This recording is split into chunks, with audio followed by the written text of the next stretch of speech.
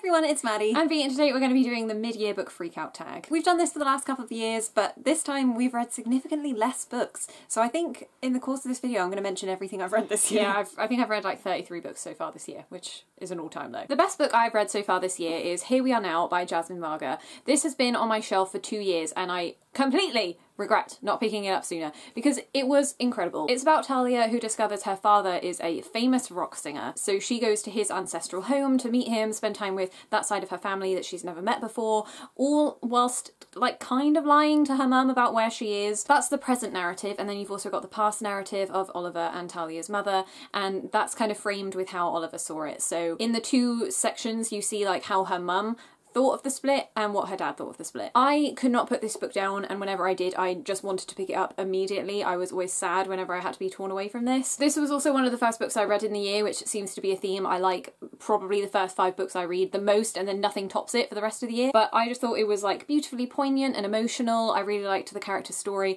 and it was slow paced in that sort of storytelling way that I really appreciated. And I'm definitely going to read more of Jasmine Varga's books. I have My Heart and Other Black Holes, which I think was her debut, on my Kindle. That's been sitting there gathering pixelated dust for years, so I should get around to that soon. I don't know if she's got anything after this one because it came out like 1 or 2 years ago, but I'd be very interested to see the rest of her career because I really did enjoy her writing. My favourite book of the year is Only Love Can Break Your Heart by Catherine Webber. This is all about a girl called Reiko whose sister has recently died, and so she's dealing with the grief of that whilst also falling in love with a guy called Seth, who she's only just like realised she has feelings for, but they've been at school together for ages. It's set in the desert over summer and Reiko and Seth are just spending a lot of time together. But what I really enjoyed about this was just how this book like charts their relationship from beginning to end, and then beginning again and then ending again. It was so unexpected. There were parts of this where I really didn't like both characters. Like Reiko was sometimes really terrible to Seth, but then he would also do something that made you think that they weren't perfect for each other.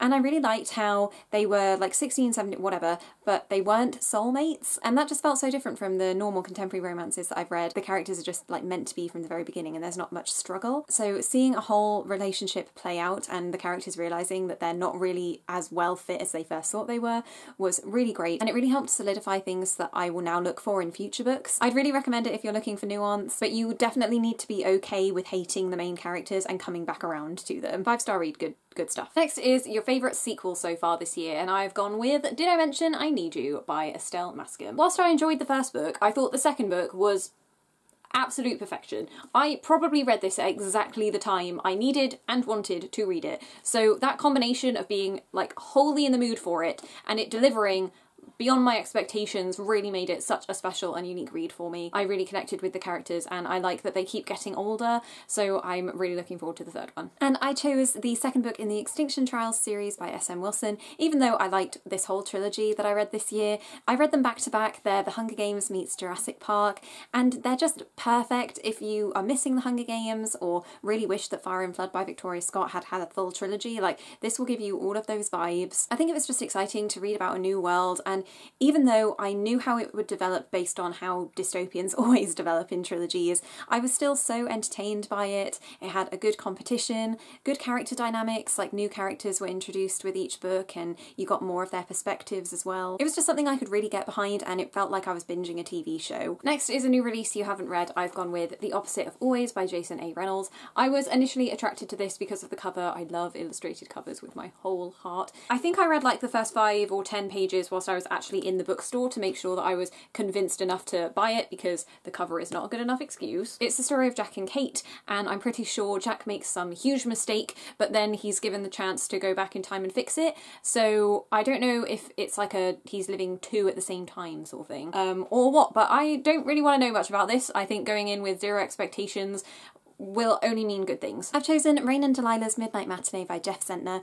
I've put this one off for so long because he's my favourite author and I have such high expectations for this book, especially because it's dealing with 2 best friends, like realising that they have different dreams and that it's like their last summer together and they're working on this cool collaborative project. It just sounds like something I'm going to love, but I'm really anxious that I won't, which is a stupid reason not to read something, but I definitely need to get to it soon. Next is your biggest disappointment of the year, and we have chosen Happy Girl Lucky by Holly Svale and the less said about this one, the better. Next is your biggest surprise of the year, and I've gone with A Danger to Herself and Others by Alyssa Scheinmel. This is all about Hannah, who's been institutionalised after her best friend was pushed out of a window. You don't really know if Hannah is involved in that happening or not. She's a super unreliable narrator, which just made it such a gripping book because I was caught up in her delusions. Every time something was revealed to not be true or to actually be true, I would be freaked out, but freaked out in a way that I didn't want to stop reading. It's like a new wave version of We Were Liars, so if you really liked that book, then you'll definitely like this one. And I think I was just surprised by the feeling it gave me. It's one I haven't forgotten since I finished reading it. My biggest surprise was Monument 14 by Emmy Laybourne. This was one that I had on my TBR for ages and ages, and I finally decided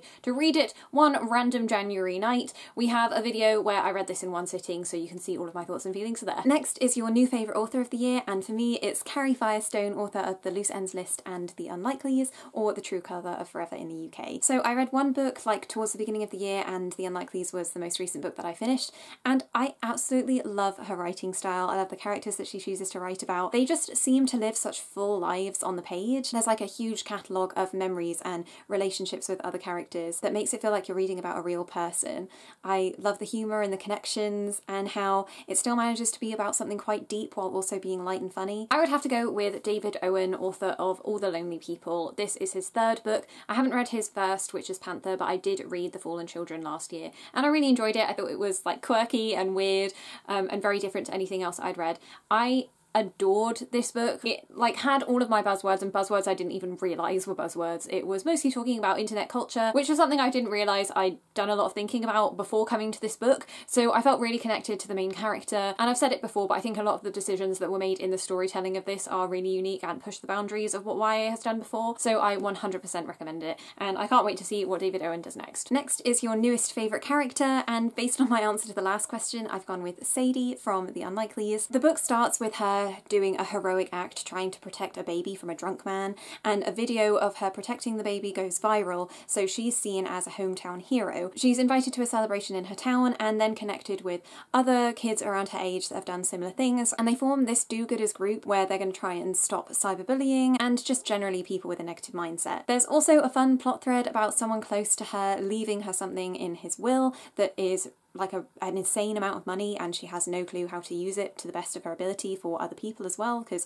she doesn't want to be selfish with it, and I really liked the moral complexity that came with that storyline. Also, she is horrendously like injured during this heroic act, and so she's suffering kind of from PTSD throughout the book and has to go to therapy, and it wasn't a huge part of the book. Like, it so could have been just dedicated to her dealing with this event and having kind of imposter syndrome about the fact that that's not what she's usually like, but it was such a background thing, and yet it came off so well. Like, just the emotions of Sadie and how she was so loyal to these people that she'd only recently connected with. It was just the perfect dynamic for literally everything. It reminded me a lot of Morgan Matson books that I read a few years ago and have failed to find anything with a similar vibe until this. I've chosen Bella from Super Awkward by Beth Jarrett. I really enjoyed this, and I wanted to binge the whole series back to back, but for some reason I didn't get around to doing it, so I hope to finish the series before the end of the year. I really enjoyed Bella's voice. It fits very well into the genre of UKYA funny books, and I look forward to following her journey for the other two. Next is a book that made you cry, and I've chosen Fierce Fragile Hearts by Sarah Bernard. I cried so much over the kind of grandma figure of Suzanne. She's actually a neighbour that she forms a very close connection to. She's asexual, canon, she talks about it in her first chapter, so I fell in love with her from that moment. Essentially, if there's an elderly person in a book, then I automatically assume that there's going to be a hospital scene, and there was, and I cried. I haven't actually cried at anything yet, but there are still 5 months left to go, so we'll see what happens. So moving on to the next question, which is a book that made you happy, and I have chosen No, I Can't Even by Simon James Green. I read this during our Blue Bookshelf readathon, so you can see all of my opinions on it there. And for this, I chose The End of the World as We Know It by Ivor Marie Palmer. This is a book about 4 teenagers who are the only people to survive an alien invasion in their town, and they have to fight the aliens to save everybody that has been taken to the mothership. I've heard literally no one talk about this before, and it's just really, really funny. I loved the character relationships. They're quite stock characters in the fact that you could probably divide them into a Breakfast Club clique, but how the relationships form when you're forced into a terrible situation that you can't get out of is always fun to read. And now reflecting on it, it reminds me a lot of The Society, the new show on Netflix. Me and B absolutely loved that show and binged like all 10 episodes in one go. So if you're looking for something that's similar to that, I'd definitely give this one a look. The next question is the most beautiful book you've bought so far this year. These are 2 of the books we bought when we went to Reading earlier on this year, so mine Mine is Shadow of the Fox by Julie Kagawa. And mine's Nowhere on Earth by Nick Lake. And the final question is, what books do you want to read before the end of the year? We started off the year thinking that we were going to do like quarterly TBRs, but that quickly derailed. So we've decided that it's actually better for us to not have any expectations on books that we want to read, because by the time you actually are able to get around to reading them, you almost always don't want to read them anymore. So that's it for the mid-year book freakout tag. Thank you everyone so much for watching, and we'll see you in our next video.